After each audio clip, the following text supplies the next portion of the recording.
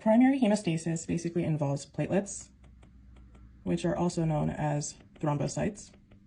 And these thrombocytes are fragments of megakaryocytes. Imagine this is the blood vessel. All right. The blood vessel is lined by endothelial cells. And below the endothelial cells, there's the basement membrane. Okay. Now, when there is any injury to the endothelial cells, right, that's going to expose this basement membrane below.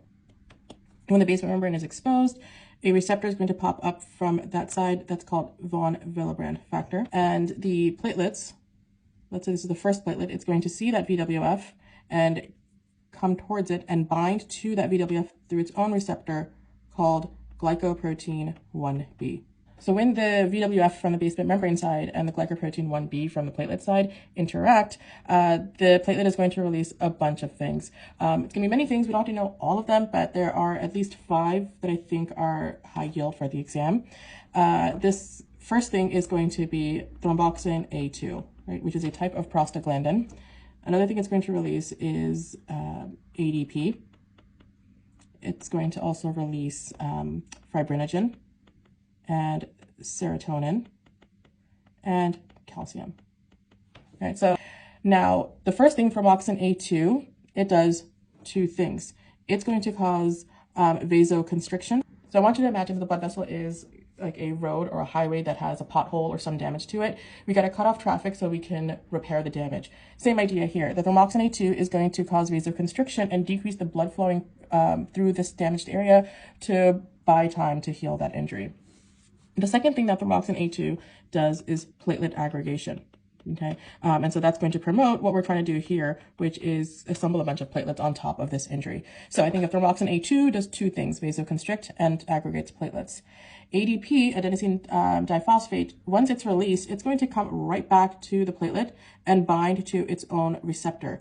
It's called the ADP receptor, right? More commonly now, it's also referred to as the P2Y12 receptor. It's the same thing. And the ADP is going to bind to this receptor. It's going to cause a cascade of events inside the platelet. So that's going to cause the cyclic AMP to break down through an enzyme called phosphodiesterase. Okay, so again, ADP binds to P2Y12 receptor, which is going to enhance the phosphodiesterase to break down more cyclic AMP. Once that breakdown happens more, that's going to lead to the expression of another receptor called glycoprotein 2b3a. So this glycoprotein 2b3a is going to find another glycoprotein 2b3a on another platelet, and it's going to join together. Okay, and the thing that's going to hold the 2b3a of one platelet to another platelet is going to be by fibrinogen, which was the third thing that that platelet was releasing. All right, so that's how it's causing a platelet-platelet connection. All right, so that's the whole cascade of what ADP does. So we discussed ADP, we talked about where fibrinogen is used. Serotonin is similarly going to cause vasoconstriction like thromboxane A2. And then finally, calcium, it's going to drift away and it's going to attract clotting factors, right? Clotting factors are big proteins made by the liver, and by definition, proteins have a negative charge on them. So this 2+ of the calcium is going to attract the negative charge of the clotting factors, and this is kind of that segue that switches from primary hemostasis of platelets to secondary hemostasis with clotting factors. And the last thing that I want to label is this first interaction of a platelet binding to the VWF or to the basement membrane. This is called platelet adhesion.